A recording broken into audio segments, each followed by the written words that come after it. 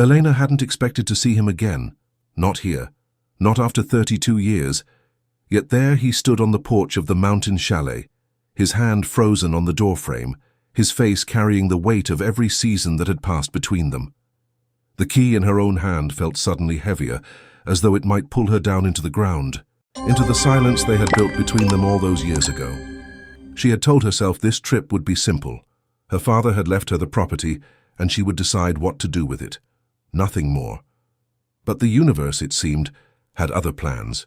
Because standing there, looking at her with eyes that held too much history, was Daniel. And she understood, in that terrible, quiet moment, that time had kept them apart but had never truly let them go.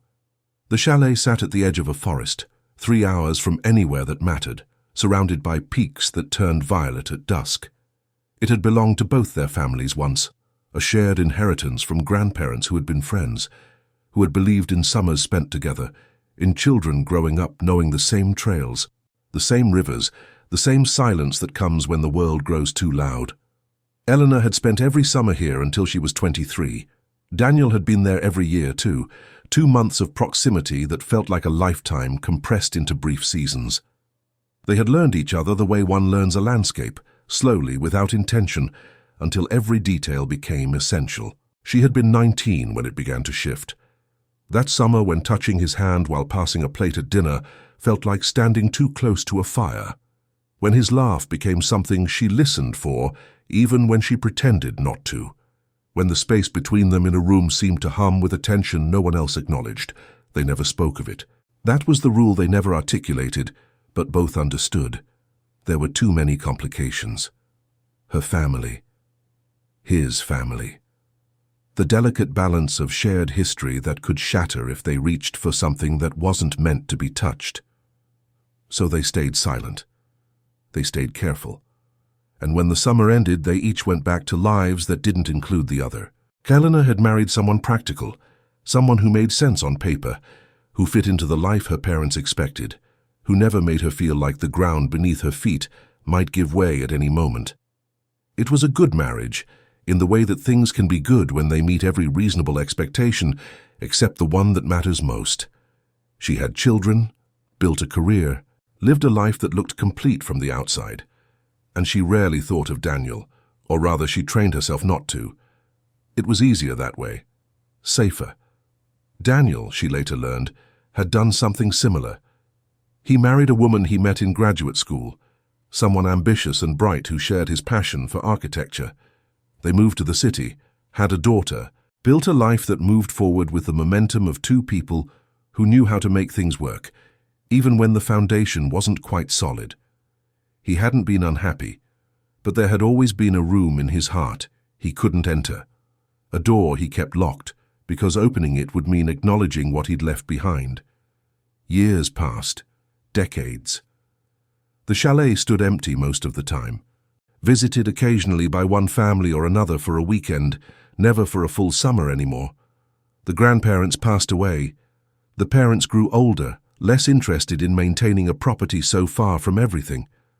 And then Elena's father died, and in his will he left her his share of the chalet, not her siblings, just her. It was a message, she thought, though she didn't know what it said. Perhaps he had known. Perhaps he had seen in all those summers what she and Daniel had so carefully hidden.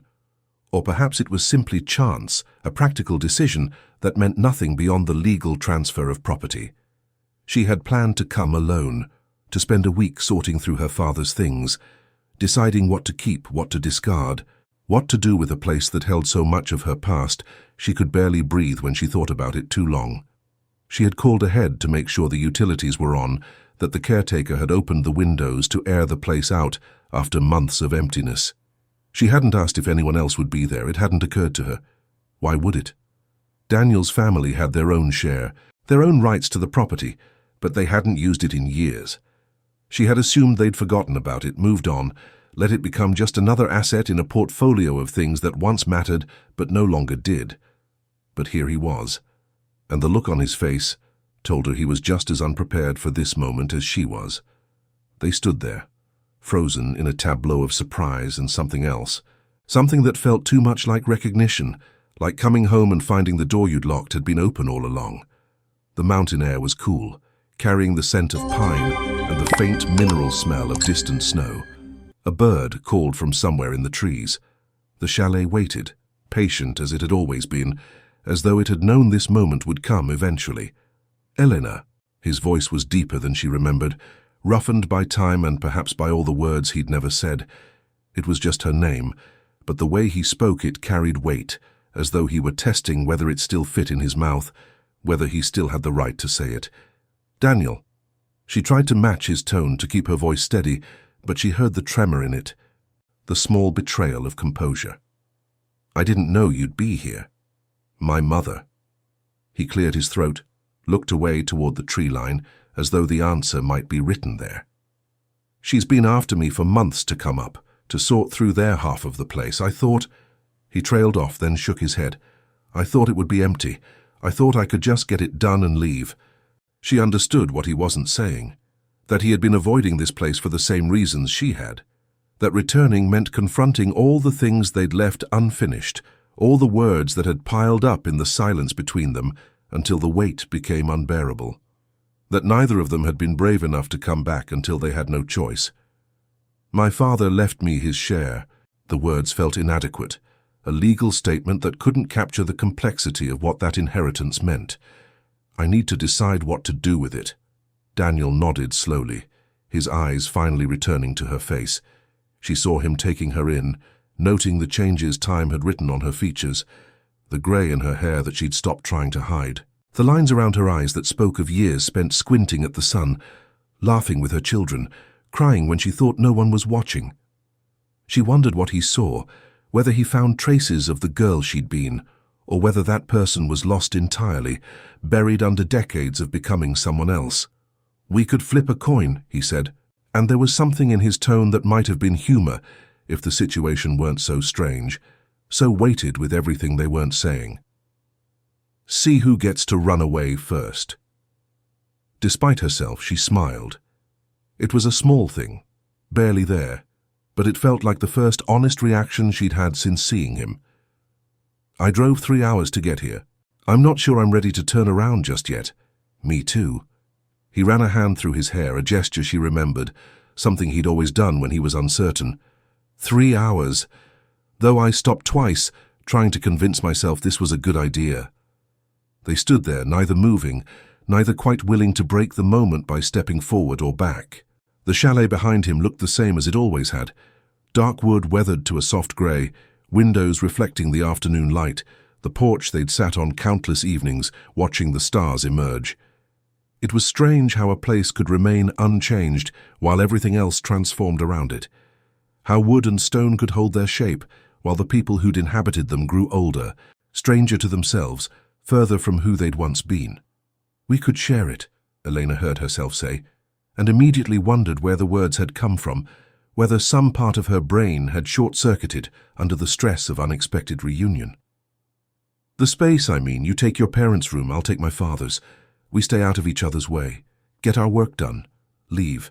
Daniel looked at her for a long moment, his expression unreadable. She could see him thinking, weighing the sensibility of her suggestion against all the reasons it was a terrible idea. They were adults, practical people who'd navigated complex situations before.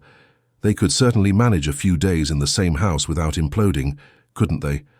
All right, he said finally, and she couldn't tell if she was relieved or disappointed. We'll make it work. They moved past each other carefully, Eleanor stepping up onto the porch, Daniel going to his car to retrieve his bags. They were so polite, so determinedly casual, as though this were a chance encounter at a hotel, rather than a collision of histories that had been building for 3 decades. She unlocked the door with the key her father's lawyer had given her, and the smell of the chalet hit her immediately. Old wood and dust and something else, something she couldn't name but recognized in her bones. Memory, perhaps, or simply the scent of time passing, of seasons compressed into stillness. The interior was dim, curtains drawn against the months of emptiness. She moved through the space automatically, opening windows, letting light and air flow in. The main room looked smaller than she remembered, the way childhood places always do when you return as an adult. The stone fireplace dominated one wall, its mantel still holding photographs in frames gone grey with dust. The furniture was the same, worn and comfortable, arranged the way it had been for as long as she could remember. She could see the couch where she'd read books on rainy afternoons, the chair where her father had sat with his newspaper, the table where they'd played cards by candlelight when storms knocked out the power. Daniel came in behind her, setting his bags down just inside the door. He looked around with the same expression she imagined was on her own face. Recognition mixed with strangeness, the disorientation of stepping into a place that exists simultaneously in the past and present, never quite belonging fully to either. "Nothing's changed," he said quietly. "Everything's changed," she replied, and they both knew they weren't talking about the furniture. They established their territories without much discussion. Eleanor took the east bedroom that had been her father's, with its view of the valley and the hiking trail that led to the river. Daniel claimed his parents' room on the west side, looking toward the forest and the peak that turned gold at sunrise. They moved around each other like dancers, learning a new choreography, careful not to touch, not to occupy the same space at the same time, not to let their carefully constructed boundaries collapse under the weight of proximity. The first day passed in determined industry. Elena sorted through her father's belongings, making piles of what to keep, what to donate, what to discard. She found his journals, years of observations about the weather, the wildlife, the changing seasons. She found photographs of her mother, who had died 10 years earlier, looking young and vital in a way Elena had almost forgotten. She found a letter addressed to her, sealed, dated just 2 weeks before his death. She held it in her hands for a long time before opening it, knowing somehow that what was inside would change something, would explain something she hadn't known she needed explained. The letter was short, written in her father's careful handwriting, each word placed with the precision of someone who understood that words mattered, that they could build bridges or burn them, depending on how they were arranged. He wrote about regret, about choosing safety over risk, about building a good life instead of reaching for a true one. He wrote about watching her that last summer, seeing the way she and Daniel orbited each other, seeing what they were both too afraid to name. He wrote that he hoped she had been happy, that the choices she'd made had brought her joy, but that if they hadn't, if there was still time, if there was still a chance to choose differently, she should take it. Life was shorter than anyone believed, he wrote. And the things we don't do haunt us more than the things we do.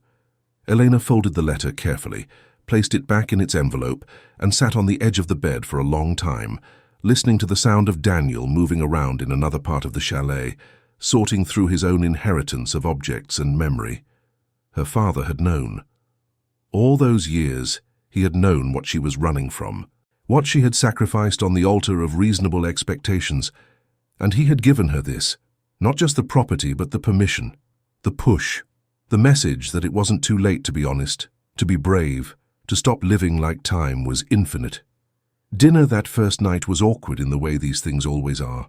They sat across from each other at the same table where their families had once gathered, eating simple food they'd prepared separately, making conversation that stayed carefully in safe territory. Work, children, the logistics of property management. They talked about everything except what mattered, building walls of words around the thing neither wanted to touch. The silences between their sentences grew longer as the evening progressed, until they were eating in a quiet that felt almost archaeological, as though they were excavating layers of everything they hadn't said. "Your children," Daniel said finally, pouring more wine, a question that wasn't quite a question. 2, both grown now, living their own lives. Elena traced the rim of her glass, watching the light move through the dark liquid. "They're good people, better than I expected to produce. I always thought you'd be a good mother." The words came out soft, almost as though he hadn't meant to say them aloud. She looked up, met his eyes across the table. "You couldn't have known that." "I knew you," he said, and something in his voice made her chest tighten. "I knew how you were with things, patient, kind, paying attention." The weight of that statement sat between them. "I knew you." Past tense, as though she was someone who had existed once but no longer did. Or perhaps he meant something else. Perhaps he was saying that the knowing hadn't stopped, that even across years and distance and separate lives, something had remained. "You have a daughter," She made it a statement rather than a question, drawing on information she'd gathered years ago when she'd still allowed herself to be curious about his life. Yes, she's an artist, living in Berlin right now, doing something with installations and found objects that I don't entirely understand but admire. He smiled, and it transformed his face, made him look younger, more like the man she'd known. She's fearless, takes risks, does things I never had the courage to do. You were always brave, Elena said, surprising herself with the certainty in her voice. No. Daniel shook his head, his smile fading. If I'd been brave, I would have said something. That last summer, I would have told you. The air in the room changed, became charged with the electricity of something that had been kept underground too long, finally breaking the surface. Elena's pulse quickened, but she forced herself to stay still, to not look away, to not retreat into the safety of changing the subject. Told me what? Her voice was barely above a whisper. He held her gaze, and she saw in his eyes all the years between them, all the parallel lives they'd lived, all the moments when he must have thought of her the way she'd thought of him, late at night when everything was quiet and the carefully constructed boundaries of daily life dissolved in the dark. That I loved you, he said simply. That I had loved you for years. That every reasonable choice I made was because I was too afraid to reach for what I actually wanted. The words hung in the air between them, finally spoken after 3 decades of silence. Eleanor felt something crack open inside her, some carefully maintained wall giving way. She thought of her father's letter upstairs in its envelope, giving her permission she hadn't known she needed. She thought of all the years she'd spent being practical, being sensible, being the person everyone expected her to be. She thought of how exhausting it had been, how much energy it took to keep not saying the truest thing she knew. I loved you too, she said, and her voice didn't shake. I never stopped. They sat there in the aftermath of their confessions, 2 people who'd spent half a lifetime running from this moment, finally allowing themselves to stand still in it. The chalet around them felt different now, as though it had been waiting for this, as though the walls themselves had been holding these words, keeping them safe until they were ready to be spoken. Daniel reached across the table, his hand open, palm up, an invitation. Helena looked at it for a long moment, thinking about consequences, about complications, about all the reasons this was impossible. Then she thought about her father's words. Life was shorter than anyone believed, and the things we don't do haunt us more than the things we do. She placed her hand in his, felt his fingers close around hers, and something that had been tight in her chest for 32 years finally loosened. They didn't rush. There was no dramatic sweep into each other's arms, no movie moment where music swelled and everything became clear. Instead, they stood slowly, still holding hands, and moved to the couch by the fireplace. They sat close but not touching beyond their joined hands, and they talked, really talked, in the way they'd never allowed themselves to do. They spoke about the summers they'd spent together, the moments when the attraction had felt unbearable, the fear that had kept them silent.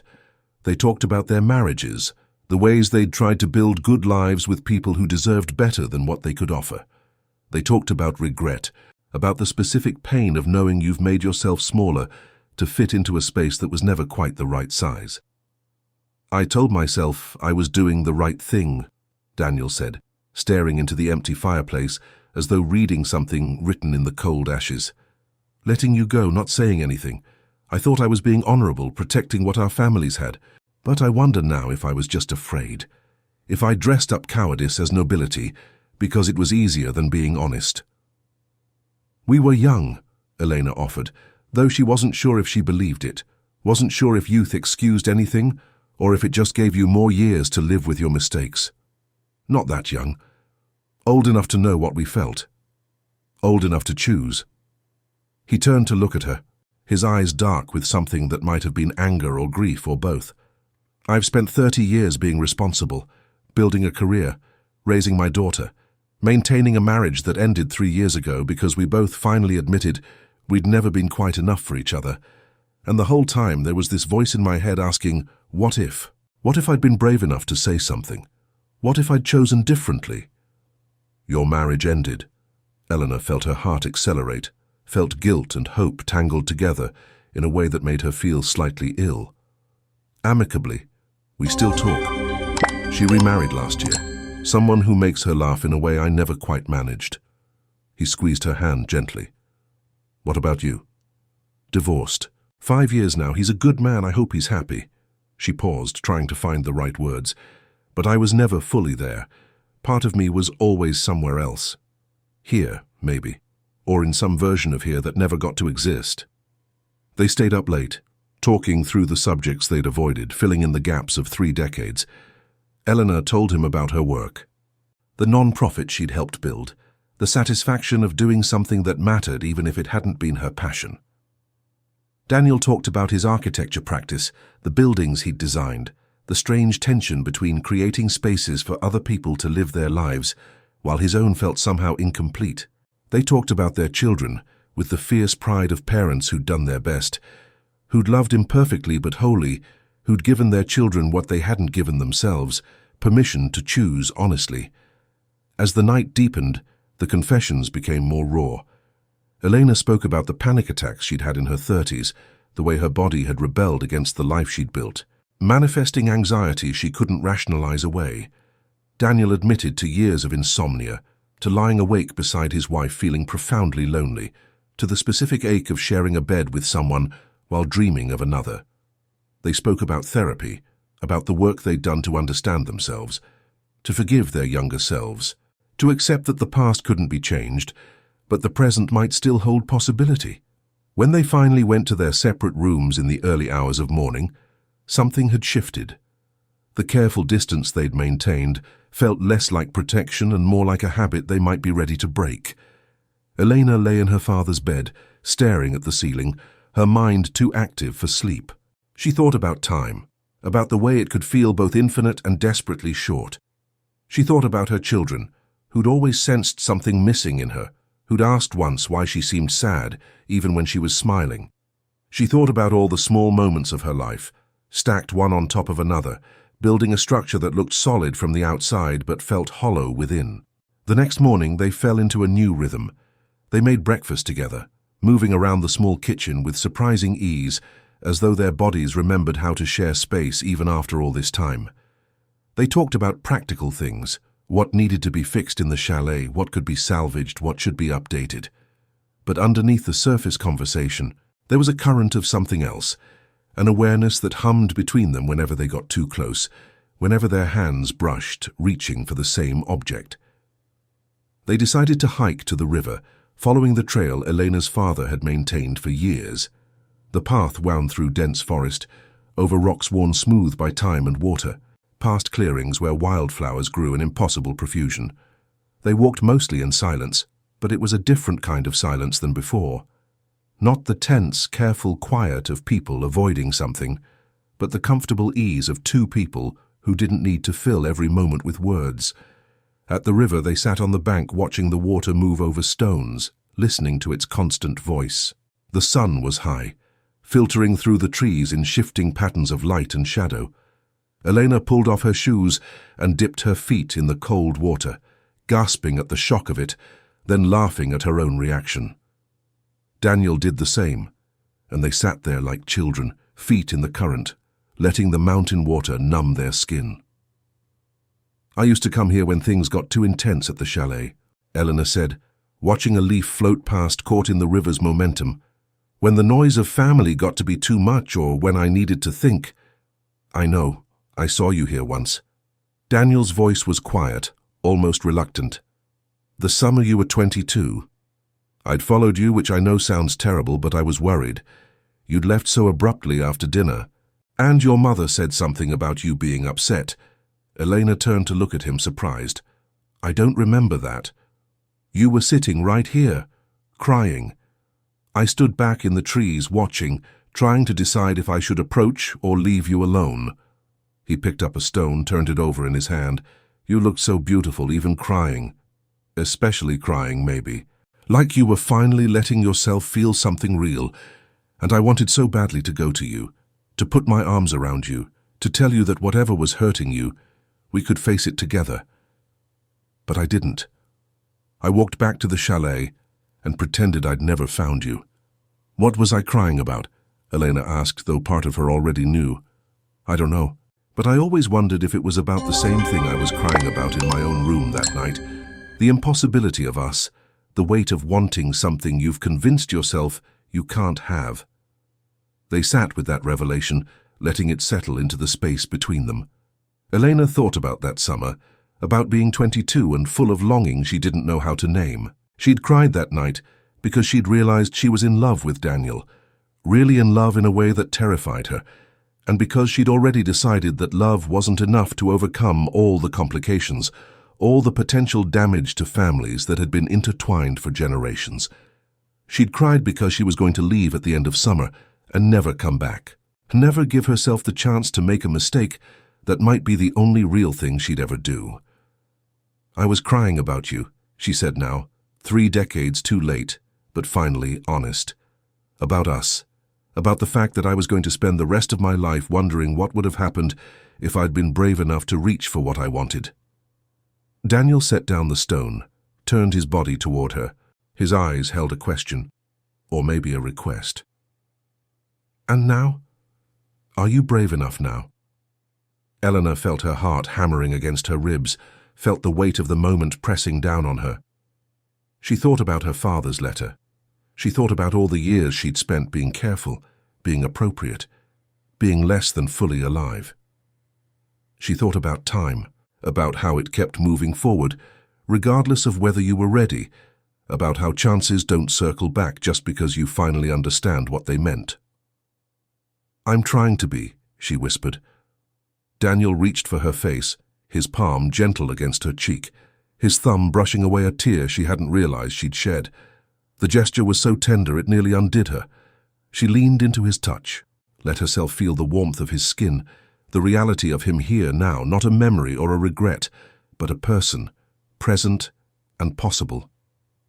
We're not who we were, he said, his voice rough with emotion. We're older. We've lived entire lives. We have histories, complications, responsibilities. We can't go back and reclaim those summers. I don't want to go back, Elena said, and she meant it. I just want to finally move forward, honestly, without hiding. He leaned in slowly, giving her time to pull away, to retreat into safety. But she didn't move. She stayed still, watching him come closer, feeling the inevitability of it, the sense that this moment had been waiting for them across 3 decades, patient as the mountains, certain as the rivers flow. When his lips met hers, it was soft, questioning, a tentative exploration of territory they'd left unmapped for too long. She kissed him back, her hand coming up to rest against his chest, feeling his heart beat fast under her palm. They pulled apart after a moment, both breathing harder, both looking at each other with a mixture of wonder and fear. The kiss had changed something, made theoretical possibility into physical reality. They couldn't unknow what they now knew, that the attraction was still there, that the love hadn't faded with time, but had simply gone dormant, waiting.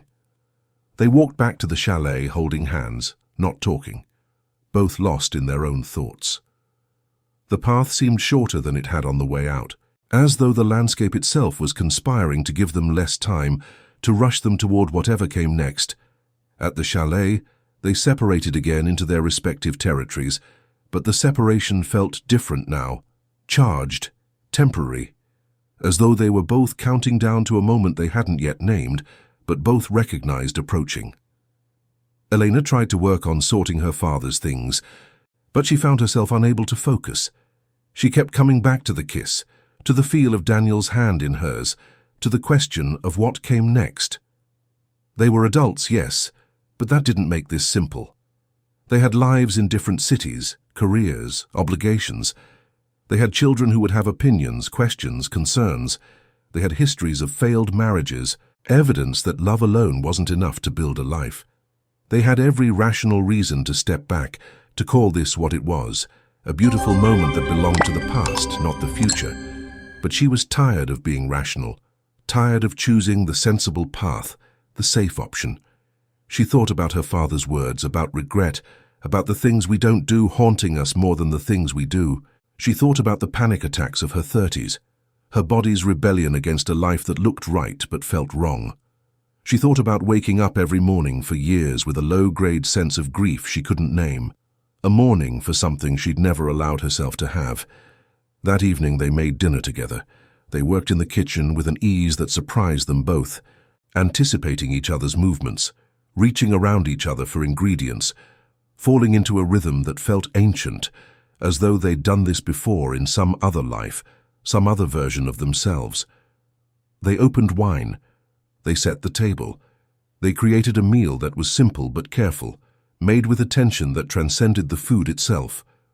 Over dinner, Daniel talked about his daughter, about her upcoming gallery show in Berlin, about how proud he was of her courage to live as an artist in a world that didn't make it easy. Eleanor shared stories about her children, their struggles and triumphs, the ways they'd each found paths that felt authentic. They talked about parenting, about the strange experience of raising humans you love more than your own life, while also knowing you'll fail them in 1,000 small ways, that perfection isn't possible, that the best you can do is love them and let them go and hope they'll forgive your limitations. "Do you think they'd understand?" Daniel asked, and Elena knew he wasn't talking about parenting anymore. "Our children." She considered the question. "I think they'd want us to be happy, even if it complicated things, even if it made them uncomfortable." "And would this make you happy?" He looked at her directly, no evasion, just honest inquiry. "Us, whatever this is. Would it be worth the complication?" Eleanor set down her fork, took a breath, felt the truth assembling itself in her chest. "I don't know if it would make me happy. I don't know if happiness is even the right word for what this is, but I know I can't walk away again. I can't spend another 30 years wondering. I can't go back to a life where I'm carefully not thinking about you, where I've trained myself not to reach for what I want because it's easier to want nothing than to want the impossible." "It's not impossible anymore," Daniel said quietly. "We're here. We're free. We're old enough to make our own choices without asking permission." "Then what are we waiting for?" Eleanor heard herself ask, surprising herself with the directness of it. Daniel stood, came around the table, held out his hand. Elena took it, let him pull her to her feet. They stood there in the small dining room, close enough to feel each other's warmth, far enough that it was still a choice, still something they could step back from. The moment stretched, taut as a wire, vibrating with possibility. "I'm afraid," Daniel admitted, "that we've built this up too much in our heads, that the reality won't match what we've imagined, that we'll hurt each other in ways we can't come back from." "I'm afraid too," Eleanor said, "but I'm more afraid of leaving here without knowing, of going back to my life and wondering for another 30 years. I'd rather try and fail than never try at all." He pulled her closer, his arms coming around her, and she let herself fall into the embrace. They stood there holding each other, and it felt like every homecoming she'd never had, every arrival she'd been waiting for. His body against hers was both familiar and strange, like meeting someone you've known in dreams and finding they're more real than you expected. She felt his heart beating, felt his breath against her hair, felt the absolute rightness of being exactly here, exactly now. When they kissed this time, it wasn't tentative. It was 32 years of want compressed into a moment, 3 decades of restraint finally breaking. Elena felt herself dissolving into it, felt the careful boundaries she'd maintained around her heart, cracking and falling away. Daniel's hands were in her hair, hers clutching at his back, pulling him closer as though they could make up for lost time through proximity alone. They made their way to the couch by the fireplace, unwilling to separate long enough to choose a room. They kissed and touched and whispered confessions, peeling away layers of clothing and caution, revealing bodies that had aged, changed, carried the evidence of lives lived. Elena felt briefly self-conscious, aware that she wasn't the young woman she'd been, that her body showed the years. But Daniel looked at her with such wonder, such evident desire, that the self-consciousness faded. This wasn't about youth or perfection. It was about finally being seen, finally being chosen, finally choosing back. They were gentle with each other, careful in a way that spoke to both tenderness and the knowledge that this mattered. that it couldn't be casual or thoughtless. When they came together, it felt like an answer to a question they'd been asking their entire lives. It felt like coming home, like finding something you'd lost so long ago you'd stopped believing it existed. Like proof that time could be kind, that it could give you second chances if you were brave enough to take them. Afterward, they lay tangled together on the couch, skin against skin, hearts gradually slowing. The room was dark except for moonlight coming through the windows. Eleanor felt Daniel's hand tracing patterns on her back, felt the rise and fall of his breathing, felt more present in her body than she had in years. She thought about how strange it was that after all this time, after all the years of separation and parallel lives, they fit together exactly right, as though they'd been designed for each other and had just taken a very long time to figure it out. "What happens now?" she whispered into the darkness. "I don't know," Daniel replied honestly. "I don't know how to do this, how to integrate you into my life, how to tell my daughter, how to navigate all the practical realities." "Me neither." Elena pressed closer to him. "But I know I want to try. I know I don't want this to be just a week at the chalet. I know I don't want to go back to a life where we pretend this didn't happen." "We live in different cities," he said, but there was no conviction in it, just the articulation of a fact. "People move. People figure things out. We're old enough to know it's not that simple. We're old enough to know that simple isn't always what matters." She pulled back enough to see his face in the dim light. "I'm not saying it will be easy. I'm not saying there won't be complications and difficulties and moments when we question everything. But I'm saying I want to try. I'm saying you're worth trying for." Daniel touched her face, ran his thumb along her cheekbone, looked at her with eyes that held both hope and sorrow. "I've loved you for 32 years.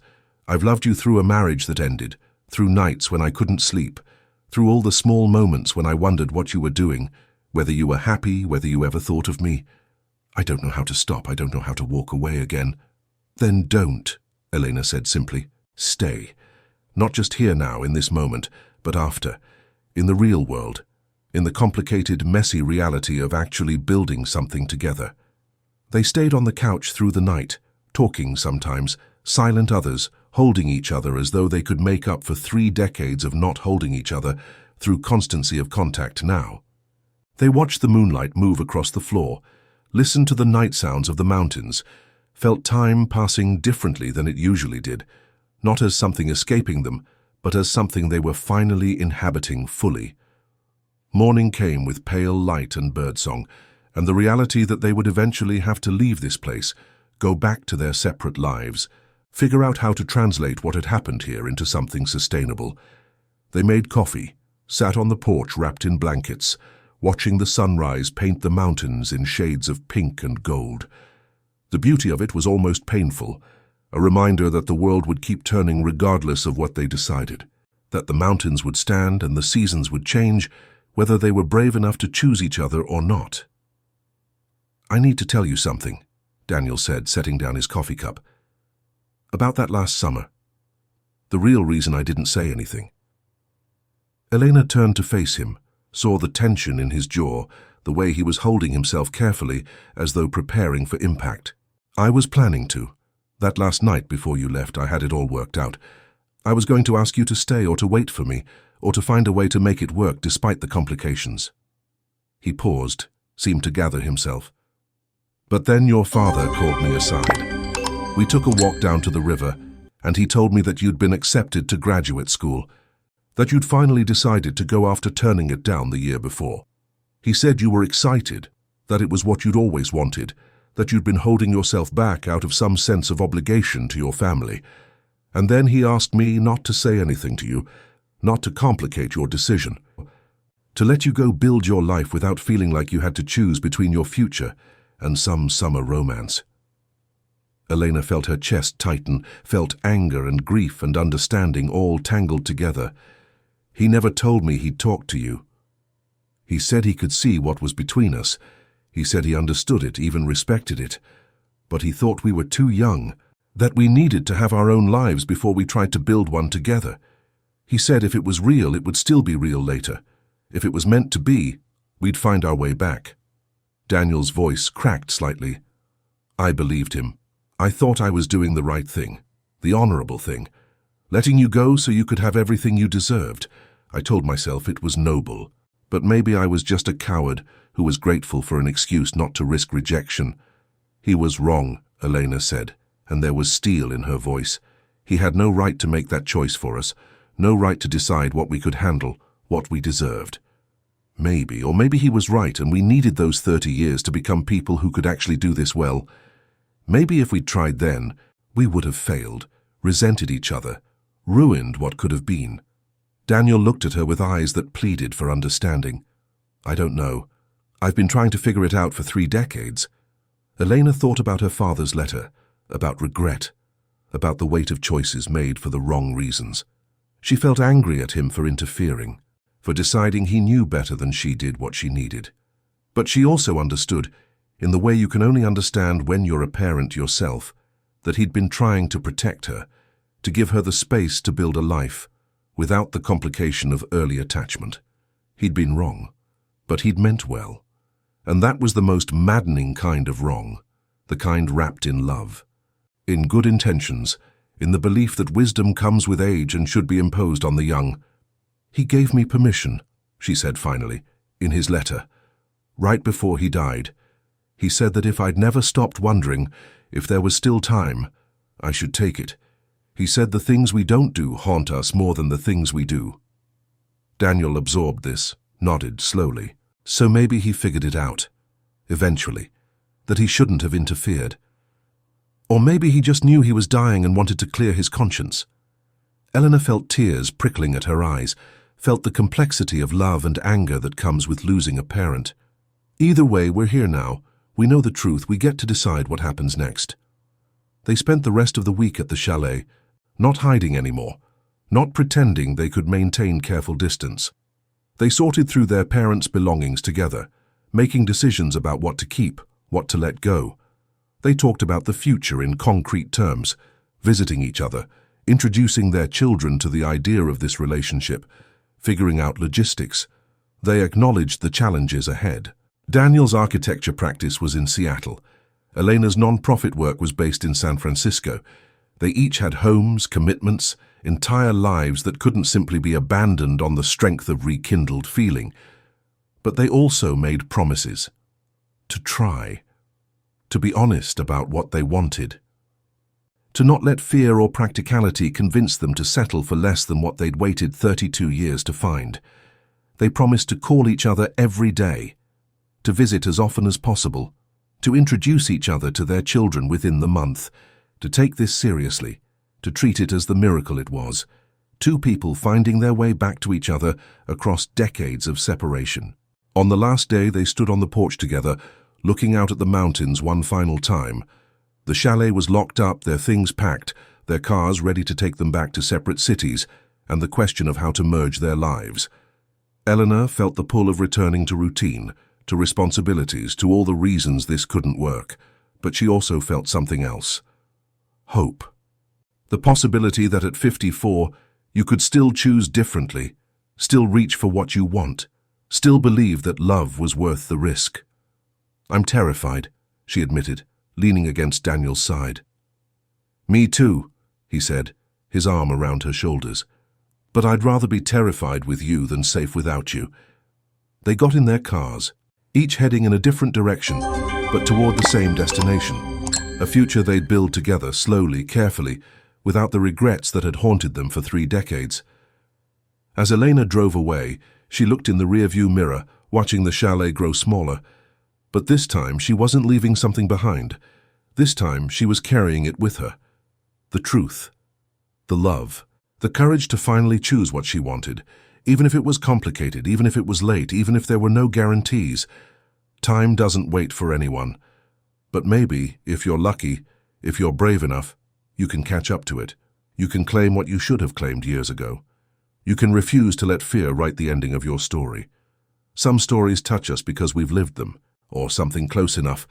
The love we never spoke about, the person we let walk away, the choice we made for all the wrong reasons, dressed up as maturity or responsibility or respect for others.